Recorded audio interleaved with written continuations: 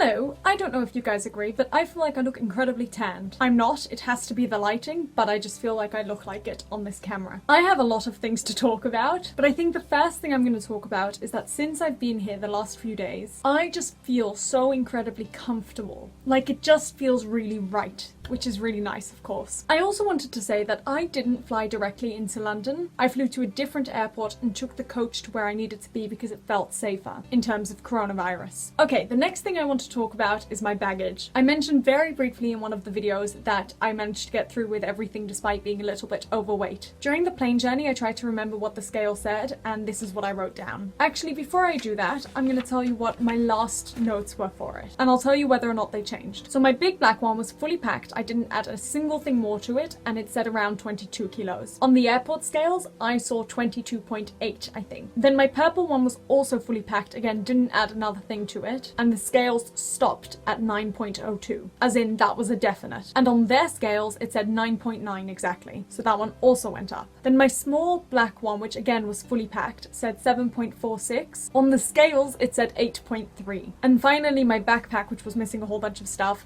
said 4.99, and on the scales I think it was 6.3, which is a total of like 4 or 5 kilos over. And I saw them taking other people's side and either saying you have to pay or you need to take stuff out. And it was so funny because whilst I was in the line, I saw the person who I ended up going to put up quite a big fight with two girls who I think were overweight. And I remember just thinking, I want anyone but him. And then as I got further in the line, there was one girl I was like, I really hope I get her. Because sometimes you can just tell by the way they interact with the passengers whether or not they're going to be nice. And this girl was just really friendly to everyone. And I got to the front of the line and I was like, oh my goodness, he's the next one free. And I don't want him. And then this guy who'd had an issue earlier was like, sorry, do you mind if I go first? And I was like, please. And he was about to walk to the guy when the girl became free. And I really thought he was going to keep walking to the guy and I was going to get the girl.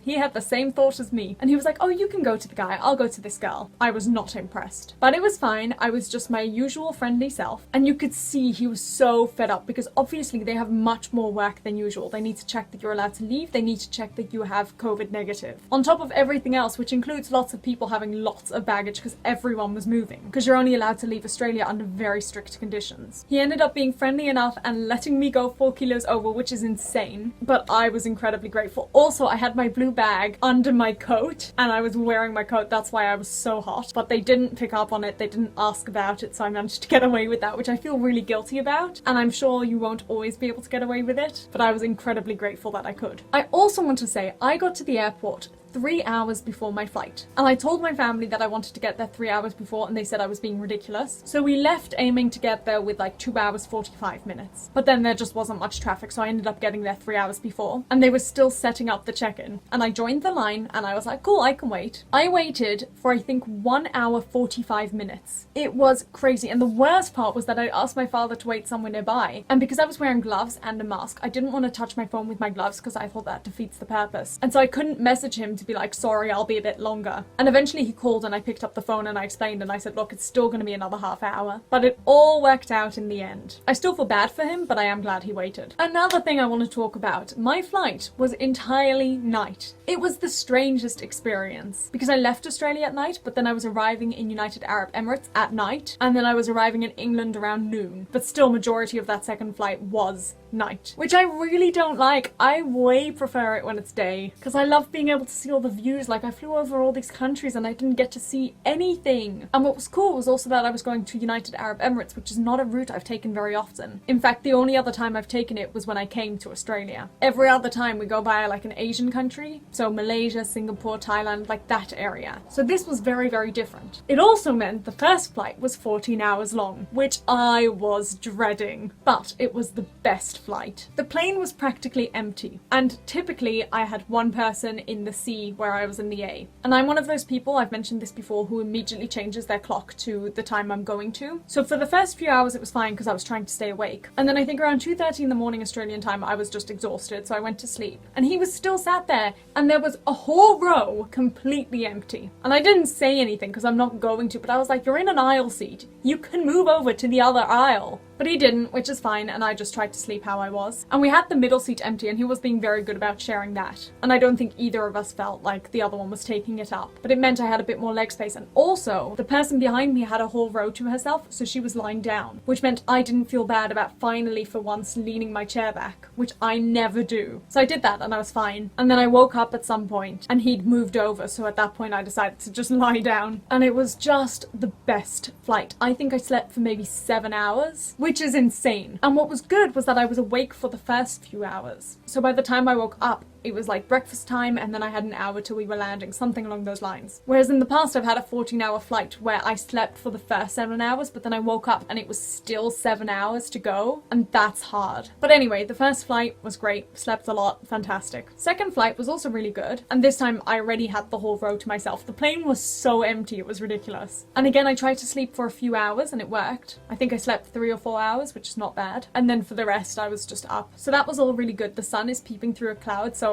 I can see I'm gonna start to squint in a moment and I'm gonna disappear. Okay, few more things. Sorry, this is a really long video. Number 1, as you can see, I have a whole bunch of stuff. But I left a whole bunch of stuff here behind, and I think I'm going to be getting that later today, but I'll have to see. Because I still don't have my SIM. It's incredibly annoying because we also don't have Wi-Fi in the house, so I have no way of contacting my parents, except for once a day when my friend hotspots me for like 5 minutes, which sucks. Hopefully it comes in the next few days, but I guess we'll see. Or maybe it'll even come today, I'm waiting on the post, so we'll see. Another thing I didn't realize I didn't have, bedding. So my mum got Amazon Prime just for this month, and so she was like, let me order it so it gets there tomorrow. This was a few days ago, and now I've got this one, and it was funny because she showed it to me and I was like, this one's not my favorite, but sure. And now that it's here, I really like it. The duvet is also really nice. So that was good. And finally, I spoke to my work because apparently they've been trying to contact me for ages, but of course I haven't had a SIM. But one of the people I live with works there as well, so he was like, I said your name today at work. The manager asked me about you. Do you mind if you call her from my phone? And I said, of course I don't mind. So I should be going back to work, I think next week, which works for me because it gives me a couple more days to quarantine. And I gave him my availability. I've been moved to a different store, but that new store is actually better for me. And also apparently loads of the people I used to work with have been moved to that store, so I'm quite happy because I think I'll be working with a lot of people I like. So that is a little update. Once I get my stuff over, I will film it probably and let you know. Once my SIM comes, I'll let you know. But that is it from me for now. I think I'm gonna have lunch soon. And then my friend had this play, so I was like, can I read it? I have no idea what it's about, so I might start on that in a moment. And I've been editing all the videos from the travels, but because I don't have Wi-Fi, I can't upload them yet. But it's okay, at least there's so many, so at least I can get started on that. And this is gonna be one long one to edit. So that's, I guess, a little life update. I'll see you guys later. One last thing, sorry. I've been wearing lots of tights with dresses recently and I really like it. Okay, now that's really it. Goodbye. Sorry. Goodbye.